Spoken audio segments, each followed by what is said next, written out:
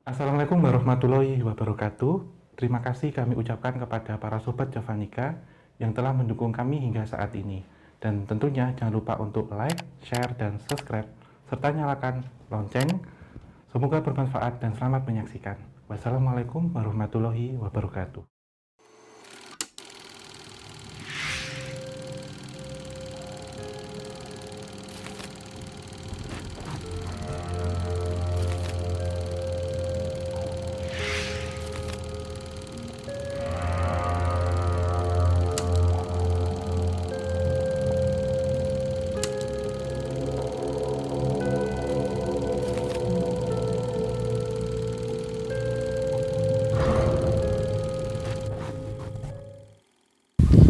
Halo Sobat Javanika dimanapun kalian berada. Assalamualaikum warahmatullahi wabarakatuh. Salam rahayu, rahayu, rahayu, huya namidah.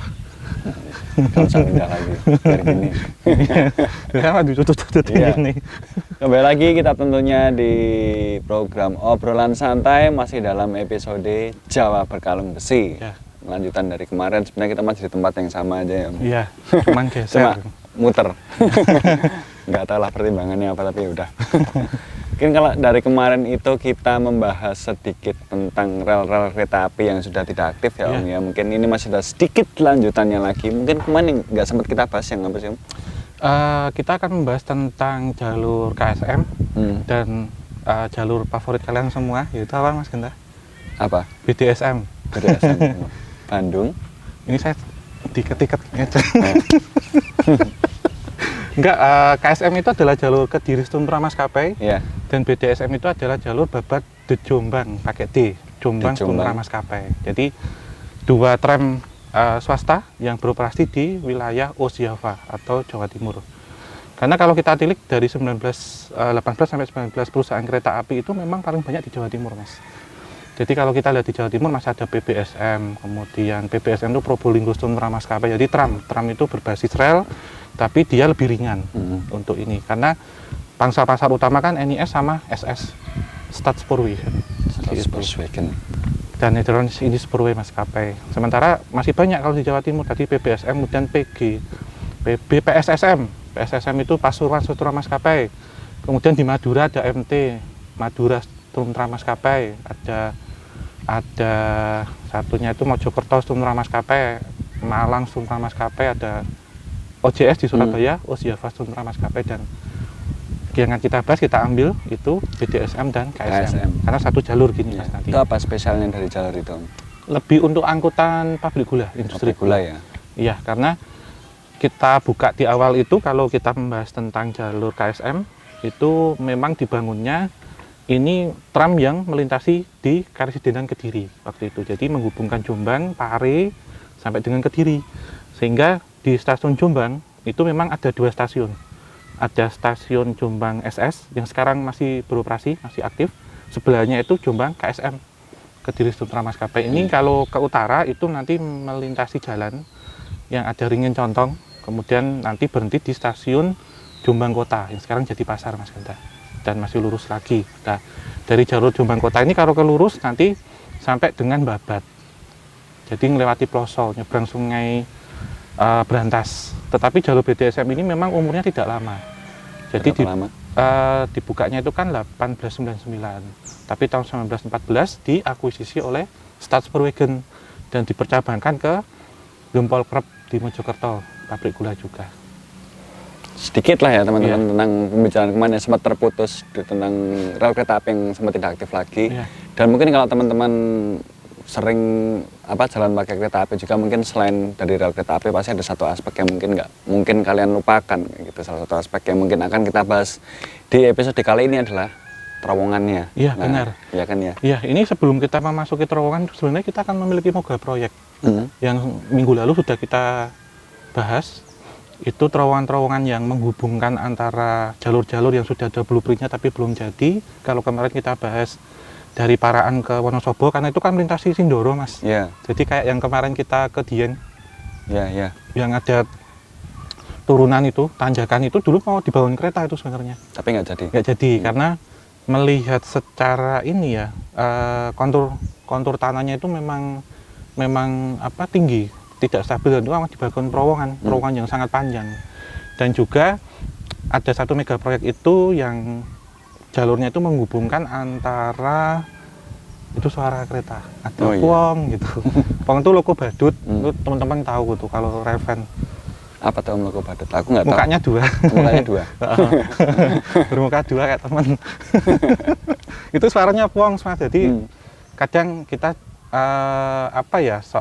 ya bikin kayak itu Pong gitu. Logo-logo Pong itu kan paling nggak disukai kalau rata-rata kalau fotografi kadang kurang menarik gitu kalau yang gemar fotografi. Ini Pong bukan ini? Bukan, kalau ini diesel. Iya, kalau sana UAP beda. Biasanya kita kalau kebetulan di sini kan heritage Trans Lokotor itu memang untuk heritage-nya, Mas. Jadi di Cepu ini, di KPH Cepu ini sama seperti kalau kita lihat di Museum Ambarawa, ada juga gitu. Oke Om, balik lagi ke terowongan-terowongan yang sebenarnya ada di perkeretaapian Indonesia, terutama Pulau Jawa itu kan bisa dibilang terowongan yang sering kita lewati kan nggak cuma 1, 2 ya, ada banyak dan masing-masing pasti punya sejarahnya. Menurut versi yang akan kita bicarakan ini akan ada berapa terowongan yang menarik perhatian kita? 1, 2, 3, 5 ya. 5. Seperti biasa kita mengambil 5. Karena ini ada kita kan pembukaannya di Jawa Timur nih. Tadi yang sempat kita ceritakan kan dari Madiun, Ponorogo sampai Selahung. Itu jalurnya sudah tidak aktif sekarang. Dari Selahung ini sebenarnya mau dihubungkan sampai ke Tugu. Tugu itu di Trenggalek, Mas. Jadi Trenggalek, Ponorogo itu juga mau ada kereta tuh, tapi sudah tidak sempat ya. Jadi dari Tugu, Trenggalek, campur darat Tulungagung. Sebenarnya mau disambungkan pada tahun 1930, 1940 lah proyek ini akan berjalan. Tetapi jauh sebelum itu memang kita sudah memiliki banyak terowongannya. Bahkan ada sekitar 14 sampai 16 baik di Sumatera maupun di Jawa. Di Jawa sendiri nih, kita absen semua aja ya, nanti akan kita pilih. Mulai dari Jawa Timur, itu di Banyuwangi. Dekat sama Alas P ini Mas terowongannya. Ada terowongannya? Ada. Jadi dua terowongan ini melintas di Gunung Kumitir, di Alas Kumitir yang ada di Banyuwangi, menghubungkan Banyuwangi dengan Jember, yaitu terowongan Merawan dengan terowongan Garahan. Kemudian ada terowongan yang paling muda, itu di Kabupaten Malang, yaitu terowongan Karangkates atau terowongan Insinyur Sutami, Mas. Ini paling baru, tahun 60-an. Atau disebut dengan Eka Bakti Karya dan Dwi Bakti Karya. Ke Jawa Tengah. Di Jawa Tengah itu kalau kita ke Jakarta, antara Kebumen, Gombong, kemudian sampai dengan Kroya. Itu ada 2 kalau nggak salah ya? Iya. Yang itu, waktu itu dibangun itu toh? Iya, itu terowongan hijau. Dan kalau di Kroya sampai Purwokerto juga yang pinggir sungai itu terowongan Kebasen dan terowongan Notok. Tapi 3 terowongan ini sudah tidak aktif sekarang, menggunakan terowongan yang baru, mengikuti pembangunan double track. Jadi terakhir 1 bulan yang lalu waktu saya berpusing-pusing naik kereta dari Jogja turun Jogja, waktu itu naik kereta api Joglo Semarkerto, itu 3 terowongan ini sudah tidak aktif. Jadi pindah sebelah Mas Genta. Nah ini Jawa Barat nih pasti paling banyak karena banyak pegunungan. Iya. Jadi di Jawa Barat itu ada 4 yang tidak aktif, 2 yang masih aktif, Mas. Salah satunya yang paling kita familiar, terowongan apa? Lampekan. Yang ada Nyai Sadia itu, yang itu tidak akan kita bahas, itu sudah ada di buku, sudah ada di mana-mana kita sudah bahas. Kemudian kalau dari Jakarta Bandung pernah naik kereta? Pernah. Nah, Jakarta Bandung pernah, tapi malam. Ya pernah. Malam belum pernah. Yang dilintasi kereta api Argo Parahyangan yaitu terowongan Sasa Saat. Ini terpanjang paling aktif. Terus ada 4 yang tidak aktif, Mas. Ini namanya itu unik, diambil dari bangsawan Belanda. Jadi ada terowongan Wilhelmina, terowongan Juliana, terowongan Hendrix, dan terowongan Philips. Itu ada di mana itu? Di jalur Banjar Cijulang, Pangandaran. Wilhelmina, nama ratunya itu? Iya, jadi nama ratunya, suaminya, anaknya. Itu jadi keluarga itu. Tapi kalau membahas tentang terowongan tertua itu ada di mana Mas kalau di Jawa ini? Terowongan kesayangan kita. Lampekan. Iya. Itu 1879, 1882. 1878, 1879. Karena jalur ini tertua, Mas. Boleh dibilang salah satu yang tua. Antara menghubungkan Batavia, Buitenzorg hingga Paris Van Java, melintasi Cianjur. Jadi dulu kalau naik kereta dari Jakarta ke Jogja itu nggak lewat Cirebon loh, nggak bisa ngerokoknya di Bandung nanti. Waduh, kelamaan, setelah kecut. 28 jam Mas kalau naik kereta dulu. Berapa? 28 jam. Waduh. 28 jam. Sehingga Kemudian pada tahun 1901, 1902 pemerintah kolonial Hindia Belanda membuka jalur antara Batavia, Cikampek sampai dengan Padalarang dan dibangunlah terowongan Sasasaat waktu itu. Tapi keputusan nih Om, ada beberapa terowongan yang masih aktif dan mungkin nggak aktif tuh alasannya apa? Karena memang kontur tanahnya itu sudah tidak memungkinkan dilewati oleh kereta bolak-balik gitu. Iya, pertama itu Mas, jadi terowongan Lampegan itu dulu sempat tertutup, sempat tidak aktif dan sempat longsor, tapi setelah diperbaiki sekarang sudah dilintasi kereta api lokal lah, dari Sukabumi sampai dengan Cianjur, kereta api Siliwangi sudah melintas. Karena memang studi ini ya, waktu saya penelitian ya Mas dulu Pak, persiapan mau skripsi kan, itu pernah membaca apa ini namanya, kalau S2 itu tesis, itu ngambil tentang terowongan Lampegan. Untuk teknisnya itu memang kontur tanah di daerah Sukabumi sampai dengan Cianjur itu labil, itu berbeda konturnya. Terus kalau yang tadi 4 itu, yang di Ciamis, itu jalurnya sudah tutup, sudah tidak aktif. Dan justru terowongan Wilhelmina itu terowongan terpanjang yang ada dengan panjang 1112 meter.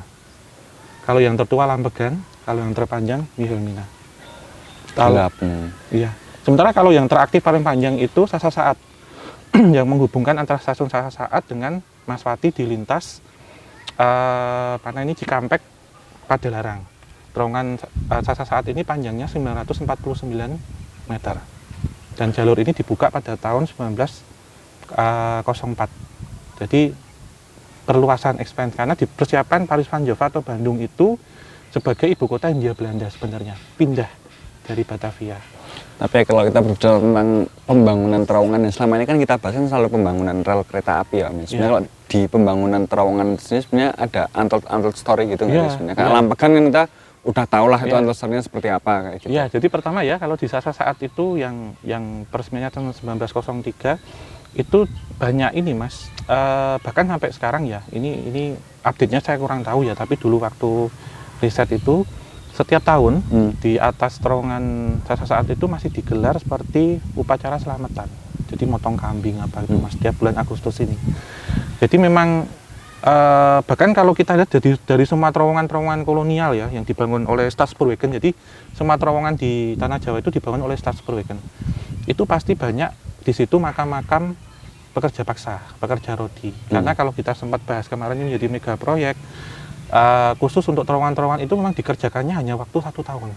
Cepat ya berarti? Iya, dan dibayangkan Mas, 1 kilometer harus membelah gunung itu loh. Dan tidak menggunakan alat berat yang canggih seperti sekarang. Jadi hanya dibekali cangkul. Dibekali tata. Golok. Iya, terus siang malam hujan, istilahnya kesehatannya juga nggak diperhatikan. Pasti banyak yang sakit, malnutrisi sampai meninggal, sehingga dimakamkan di situ. Dan bisa kita bayangkan jalur-jalur yang dilalui itu kan dulu kan pasti inget Mas, keramat, harus membolong harus melubangi gunung, sehingga memang pengalaman ya beberapa rekan-rekan masinis kalau melewati malam itu pasti melihat banyak penampakan. Aku pernah lihatin video sama Om yang di HP itu. Yang loncat, yang di hijau itu, karena setiap saya melewati terowongan itu sebenarnya salah satu masterpiece atau mahakarya dari teknik ya, terutama teknik sipil itu memang luar biasa gitu. Dan penumbalan di sini bukan terus ditanam, enggak. Prosesnya Mas, prosesnya banyak pekerja paksa yang meninggal itu kemudian secara residual energi melekatlah di situ, termasuk gangguan-gangguan secara magis ataupun mistis, sehingga sering digelar selamatan. Ini menarik nih sebenarnya, karena ini experience yang nggak pernah kita dapat ya ketika kamu berbicara tentang experience yang menarik ketika kita memasuki sebuah terowongan. Experience seperti apa yang dirasakan? Apakah waktu masuk ke terowongan dulu, apa residu seperti apa yang terasa gitu loh? Saya sih sebenarnya untuk semua terowongan itu saya belum pernah masuk yang di Indonesia. Justru waktu di Jepang saya pernah masuk ke terowongan kereta api gitu. Itu yang dirasakan sebenarnya ini Mas, lebih ke suara gaung. Atau ya ini gampangnya kalau naik kereta pas kebetulan keretanya ketahan sinyal. Semboyan 3 ya, sebelum bisa dibuka ketahan sinyal waktu lampu merah. Itu kan berhenti itu di dalam terowongan kalau di hijau, terowongan yang di Kebumen. Itu ini Mas, kecium suara teriakan biasanya, dan suara ini loh tek tek gitu loh, kayak orang mahat. Sama maaf kadang tercium bau-bau bukan bau darah tetapi bau keringat. keringat yang apa ya, yang seperti lengur kalau orang Jawa bilang tuh, atau baunya itu kecut-kecut gimana, sama campur gitu loh, karena muap kan ya. Tapi yang menurut saya sering saya dengar tuh suara ini, tek tek tek tek kayak orang mahat. Pertama, kalau suara air tuh pasti karena di kanan kiri terowongan pasti ada selokan untuk membuang rembesan air, karena memang konsep pembangunan terowongan seperti itu. Tapi yang paling saya sering dengar suara itu, Mas. Suara kadang ada juga yang suaranya itu seperti rantai ditarik. Tahanan-tahanan kan, soalnya juga pekerja prodi waktu itu. Tapi kalau di Indonesia sendiri tuh jarang ya Om ya kasusnya apa dalam terowongan itu kereta berhenti itu kayaknya nggak ada ya kayaknya ya? Iya, jarang. Jarang ya? Kecuali paling ketahan sinyal bentar sih Mas, kalau di ijo itu. Oh, dapat jerit itu pasti. Enggak, itu jarang. Terus kalau tadi kayak dari saat sudah kita sebutkan Wilhelmina. Wilhelmina itu panjangnya tadi 1112 meter. Dan ini memang tidak aktif Mas. Yang tidak dilintasi kereta api sudah lama. Jadi tahun 1980-an jalur ini sudah tidak aktif sampai sekarang, mengikuti penutupannya. Sehingga 4 terowongan ini kemudian mangkrak. Dan terowongan Wilhelmina ini disebut-sebut itu sebagai lubang tak berujung. Kenapa begitu? Karena panjangnya hampir 1 km lebih. Dan karena seperti itu, dan dekat dengan pantai selatan, menjadi gerbang antar dimensi. Ya. Dan mungkin bagi orang-orang yang barusan dengar juga, wah ya, karena itu udah lama nggak kepake, nggak ada yang berani nurut juga ya mungkin. Iya, dan termasuk ini Mas, memang ada orang yang melakukan ekspedisi ya, tujuannya di sini untuk penelitian memang ada. Tetapi setelah ditinggalkan terowongan-terowongan ini kemudian menjadi tempat untuk biasalah ya, orang-orang cari ilmu, cari kekayaan apa, sehingga ini kemudian diinggapi. Sudah latar belakangnya tempatnya terbuka, ada aura medisnya, tambah semakin kenceng Mas, karena diyakini juga di dalam terowongan Wilhelmina ini ada ikan lele raksasa, tapi wujudnya halus. Ada juga seperti itu. Lubang yang tak berujung, ini ya. Jadi kalau kita masuk jalan itu nggak akan tahu ujungnya Mas, karena gelap semua kan pasti kalau kita masuk terowongan. Terus kita geser ke Jawa Tengah Mas. Di Jawa Tengah ini ada terowongan ijo, tadi sudah kita bahas. Terowongan ijo ini panjangnya 580 meter. Kalau tadi terowongan Wilhelmina itu dibangunnya kurun tahun 1914 hingga 1916. Kalau di terowongan ijo itu kurun waktunya 1881.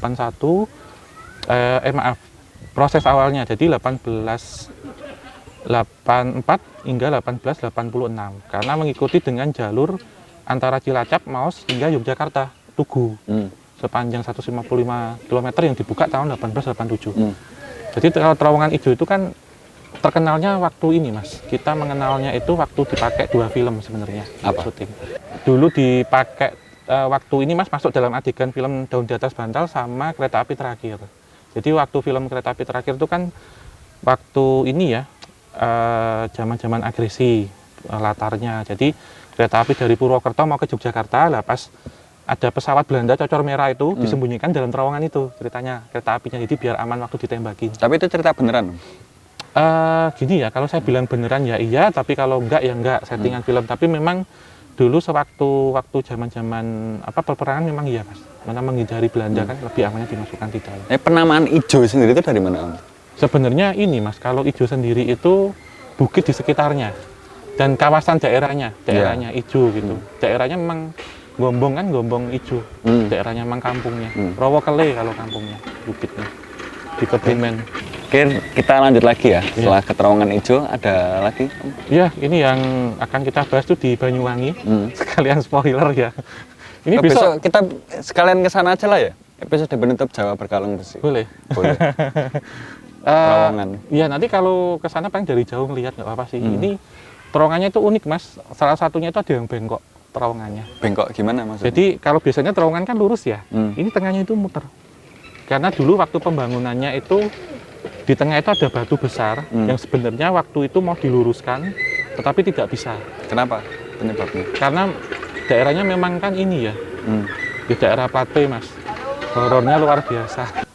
Tapi sorry Om, kalau kita membahas tentang terowongan ya, biasanya kalau rel kereta api ini kan sering dicek ya sama petugas-petugasnya. Tapi kalau di dalam terowongan tuh sering dicek juga sih. Siapa tahu di ini terus ada orang usil buat jatuhin rangkaian gerbongnya ditumbuk-tumbuki batu itu ada penunggunya Mas. Ini maksudnya penjaganya. Jadi ada JPTW, juru pemelihara atau juru penunggu terowongan ada sendiri. Tetap masuk ya dia berarti. Iya, jadi di masing-masing mulut terowongan itu pasti nanti ada posnya. Itu ada pastilah Mas. Jangan sampai nanti ada sabotase. Iya. Iya. Gitu. Ya mungkin itu ya mungkin ya teman-teman semuanya sekilas tentang cerita tentang terowongan yang ada di Pulau Jawa tentang di perkeretaapian Indonesia ini sendiri mungkin sedikit yang bisa kita ceritakan, mungkin masih banyak untold story yang mungkin tidak kita tahu atau mungkin kalian tahu karena experience kalian pernah melewati jalur itu, yaitu mungkin bisa jadi tambahan aja buat kalian semuanya kayak gitu.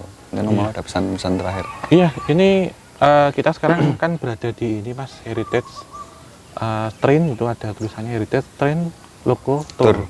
Yang ini memang miniatur ya dari Museum Kereta Api Ambarawa.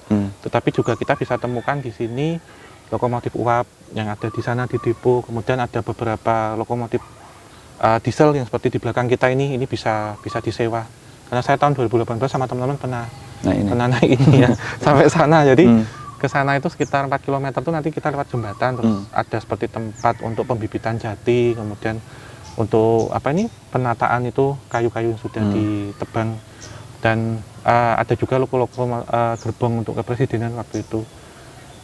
Jadi memang untuk media belajar di sini, karena dari semuanya ini sebagai rangkaian penutup ya dari Jawa Berkalung Besi. Kalau kita melihat semuanya warisan dari sejarah perkeretaapian ini memang luar biasa gitu, sehingga pernah dituliskan Jawa Berkalung Besi, dan ini menjadi saksi bahwa kita dahulu boleh berbangga diri menjadi salah satu negara kedua di Asia setelah India yang memiliki jalur kereta api, sehingga preserve our heritage for the future. Jadi pusaka itu untuk masa depan, pusaka yang ditinggalkan oleh leluhur kita itu hanya maintenance, mengingatkan, mempelajari lagi biar ini semua tidak hilang.